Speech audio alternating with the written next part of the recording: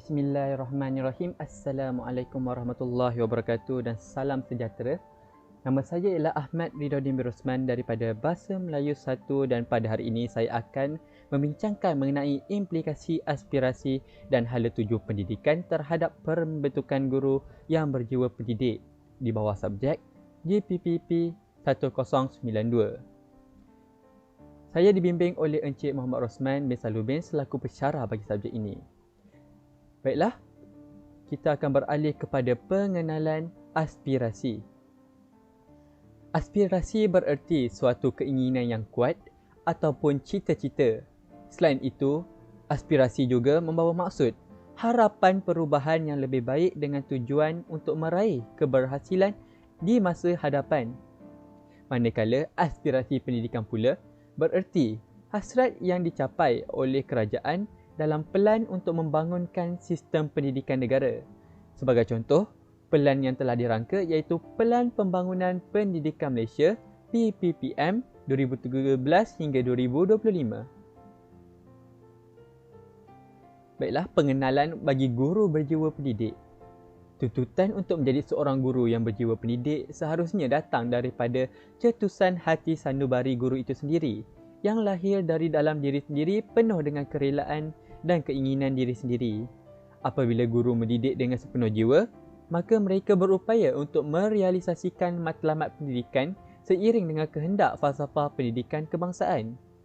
Guru yang berjiwa pendidik ialah guru yang mempunyai sikap bertanggungjawab, mempunyai empati yang tinggi, ikhlas dalam melaksanakan tugas serta berpengetahuan dalam bidangnya iaitu bidang pendidikan. Standard Kualiti Pendidikan Malaysia SKPM. SKPM ini digubalkan oleh Ketua Nazir Sekolah untuk memastikan taraf pengajaran yang memuaskan dapat diwujudkan dan dikekalkan di setiap institusi pendidikan. SKPM 2010 merupakan standard kualiti yang pertama digubal oleh Jemaah Nazir dan Jaminan Kualiti JNJK. Di bawah Standard Kualiti Pendidikan Malaysia SKPM, terdapat 5 standard iaitu penanda aras yang dipertengahkan oleh standard ini. Standard yang pertama ialah kepimpinan. Sebagai contoh, peranan guru besar sebagai seorang peneraju, pembimbing dan pendorong dalam aktiviti yang dijalankan di sekolah. Selain itu, pengurusan kurikulum, ko-kurikulum dan hal ehwal murid. Dalam standard ini, Pendidikan Malaysia amat mementingkan aspek akademik, sukan dan sahsia pelajar. Standard yang ketiga ialah kemenjadian murid iaitu melahirkan murid yang berpengetahuan, aktif dan berakhlak mulia seiring dengan falsafah pendidikan kebangsaan bagi melahirkan individu yang seimbang. Standard yang keempat, pengurusan. Organisasi yang baik berupaya menguruskan tentang sumber kemanusiaan, aset kewangan dan juga aspek-aspek yang lain. Dan standard yang terakhir ialah pembelajaran dan pengajaran. Di sini kita perlu lihat seorang guru perlu merancang proses PDP yang berkualiti bagi memastikan pelajar dapat mencapai hasrat pendidikan negara.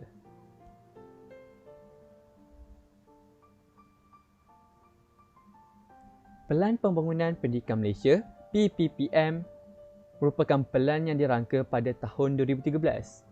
Pelan ini dirangka untuk tempoh 12 tahun iaitu dari tahun 2013 hingga tahun 2025.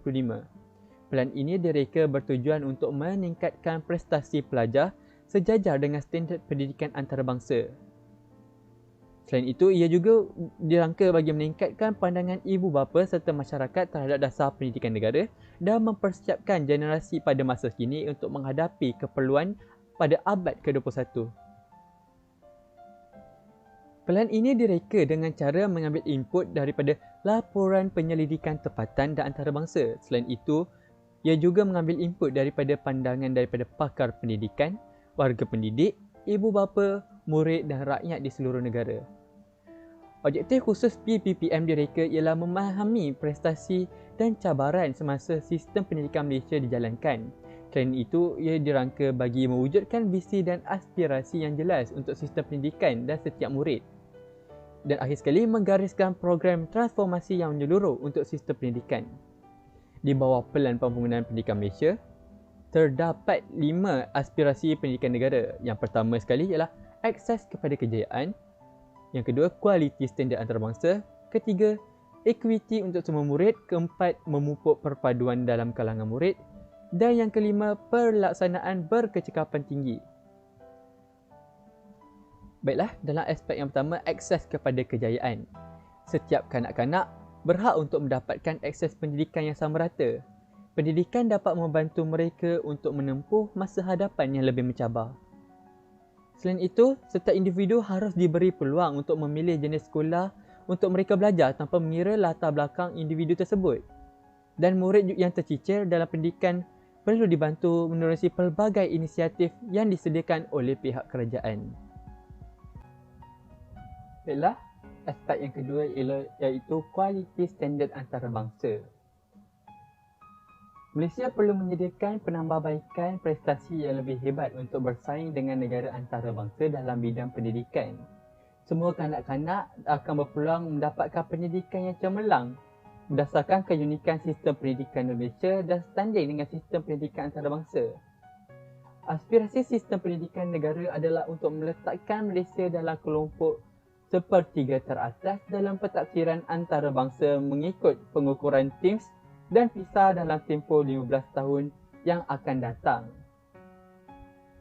Dalam TIMSS dan PISA, ia menguji tahap bacaan, matematik dan sains bagi sistem pendidikan atau setiap negara. Oleh itu, taksiran tambahan yang menangani dimensi kualiti lain yang relevan dengan konteks Malaysia boleh dimasukkan apabila dimensi itu dibangunkan dan diterima di peringkat antarabangsa. Baiklah, yang ketiga, equity untuk semua murid. Sistem pendidikan berprestasi tinggi menyediakan pendidikan yang terbaik kepada setiap kanak-kanak tanpa mengira kedudukan geografi, gender atau latar belakang sosioekonomi. Di sini kita dapat lihat semua murid berhak mendapatkan pendidikan yang sama, tidak kira mereka tinggal di kawasan bandar atau luar bandar, tidak kira mereka lelaki atau perempuan dan juga tidak kira mereka seorang yang daripada golongan yang miskin ataupun kaya. Kementerian berhasrat untuk merapatkan lagi jurang pencapaian antara murid bandar dengan luar bandar, tahap sosioekonomi dan pencapaian antara gender sehingga 50% menjelang tahun 2020. Baiklah, sistem pendidikan di Malaysia juga mengambil berat untuk memupuk perpaduan dalam kalangan murid. Murid yang berusia antara 7 hingga 11 tahun menghabiskan lebih 1/4 daripada masa mereka di sekolah melalui interaksi bersama murid lain daripada pelbagai latar belakang sosioekonomi, agama dan etnik. Di sini kita dapat lihat murid belajar memahami dan menerima dan menghayati perbezaan, seterusnya menimbulkan rasa atau sifat saling menghormati dan bertolak ansur antara kaum yang lain. Keadaan ini mewujudkan suatu perkongsian pengalaman dan aspirasi bagi membina masa hadapan Malaysia. Kementerian berhasrat menjana suatu sistem pendidikan yang memberi peluang kepada murid berkongsi pengalaman dan aspirasi demi membentuk dan memperkukuhkan lagi asas perpaduan rakyat Malaysia. Baiklah, untuk aspirasi yang kelima dan juga aspirasi yang terakhir iaitu pelaksanaan berkecekapan tinggi. Sistem pendidikan Malaysia telah menerima peruntukan yang sangat tinggi daripada pihak kementerian. Namun peningkatan keberhasilan murid masih tidak sepadan dengan sumber yang telah disalurkan ke dalam sistem jika ingin dibandingkan dengan negara-negara yang lain.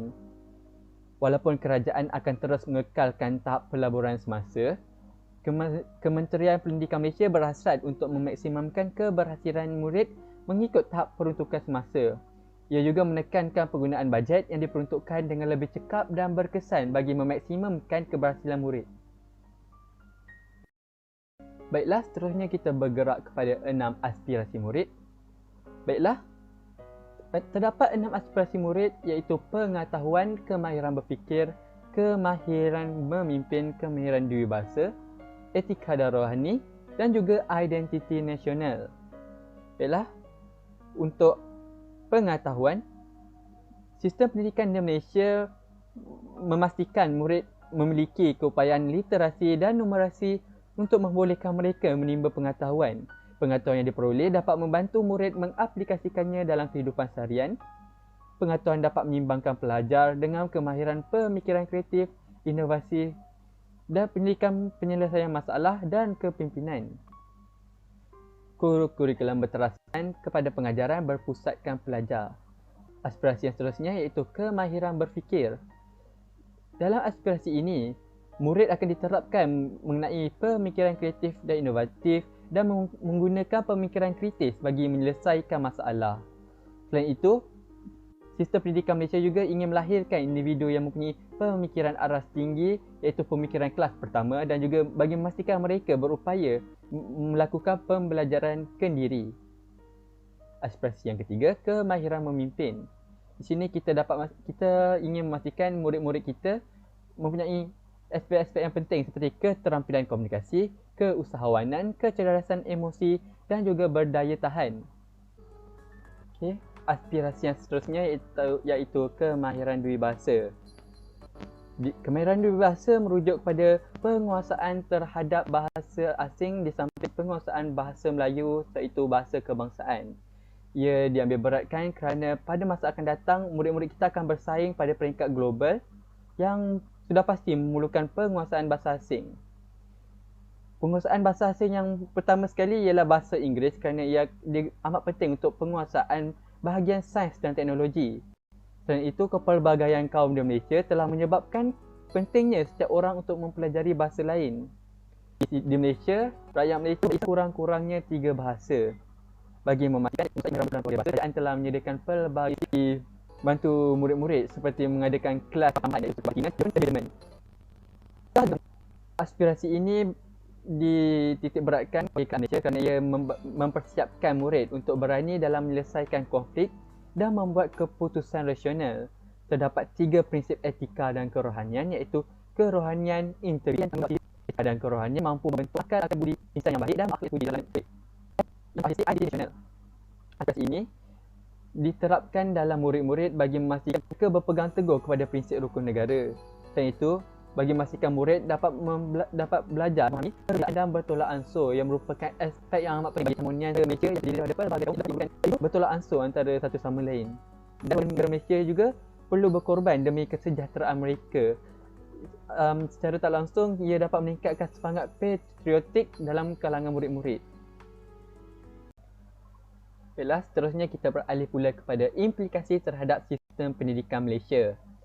Baiklah, seorang guru yang mengikut aspirasi pendidikan akan menjalani pembangunan profesionalisme iaitu mereka dapat menjalankan tugas mereka dalam bidang pendidikan dengan baik dan cemerlang. Selain itu, mereka juga mampu menguruskan pengajaran dan pembelajaran iaitu PDP di dalam kelas dengan baik bagi memastikan pelajar dapat menjalani baik pendidikan Malaysia akan menjadi lebih baik kerana guru itu mempunyai wawasan dan berhadapan dan mereka mempunyai matlamat dalam bidang mereka. Memiliki aspirasi pendidikan juga akan menjadi suri teladan kepada murid-muridnya kerana mereka menunjukkan contoh dan nilai serta moral yang baik dalam kehidupan seharian.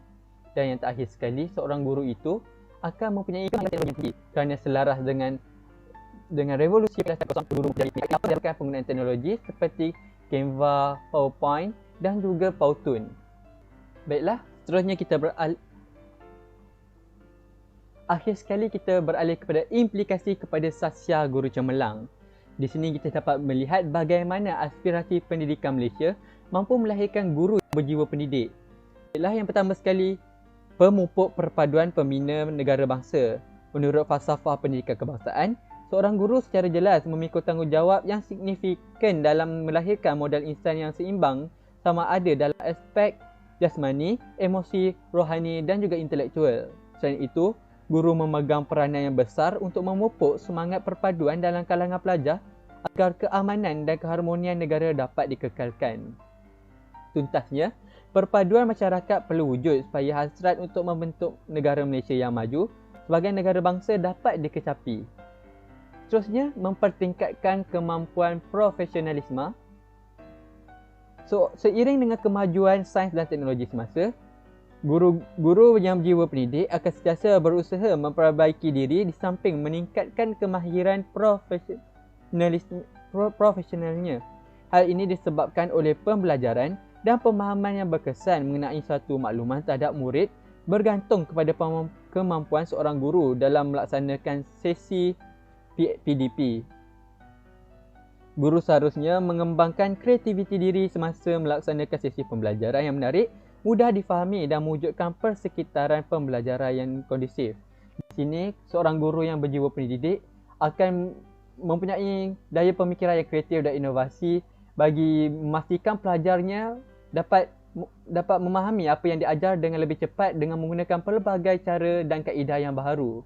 Selain itu, seorang guru juga akan mengamalkan budaya kerja yang cemerlang dan melaksanakan pembelajaran sepanjang hayat. Pembelajaran sepanjang hayat ini kita dapat definisikan sebagai seorang guru tersebut akan sentiasa belajar dan terus belajar perkara yang baharu bagi memastikan cara penyampaian mereka menjadi lebih baik dan lebih sesuai dengan peredaran zaman. Seterusnya, melaksanakan penyelidikan dan kerjasama antarabangsa. Sejarah pendidikan negara memberikan impak dalam corak pemikiran seorang guru agar lebih gigih mencari alternatif penyelesaian untuk setiap masalah pendidikan. Warga pendidik haruslah sentiasa bersiap sedia untuk menjalankan kajian dan membuat perbandingan berkaitan amalan pendidikan terbaik dunia. Guru-guru wajarlah membuat pilihan berkaitan amalan yang harus diterapkan dalam sistem pendidikan negara supaya sistem pendidikan negara menjadi lebih baik pada masa akan datang. Implikasi yang seterusnya ialah guru akan menjadi pembentuk modal insan yang seimbang.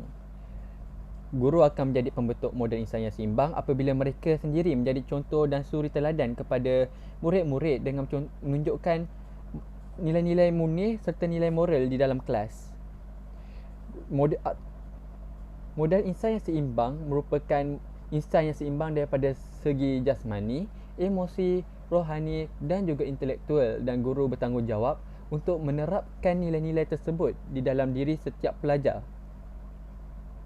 Implikasi yang terakhir sekali ialah guru akan bersikap demokrasi serta berfikiran terbuka dalam menerima pandangan sama ada daripada rakan sejawat pemimpin mahupun murid-muridnya sendiri. Kesimpulannya, aspirasi dan hala tuju pendidikan mampu membentuk seorang guru yang berjiwa pendidik kerana setiap guru memainkan tanggungjawab yang penting bagi mencapai aspirasi dan bagi memastikan matlamat yang ingin dicapai dalam pendidikan dapat direalisasikan selaras dengan falsafah pendidikan guru dan juga falsafah pendidikan kebangsaan. Baiklah, sampai di sini sahaja perbincangan kita pada kali ini. Sebelum saya mengundurkan diri, saya ingin ucapkan ribuan terima kasih kerana sudi mendengar, dan saya juga ingin memohon 1000 kemaafan jika berlakunya terdapat pelbagai kekurangan dalam pembentangan saya sebentar tadi. Itu sahaja buat kali ini. Sekian, wabillahi taufiq wal hidayah. Wassalamualaikum warahmatullahi wabarakatuh. Dan selepas ini saya akan memaparkan slide mengenai rujukan yang saya ambil untuk menyelesaikan tugasan saya pada hari ini. Sekali lagi saya ucapkan terima kasih.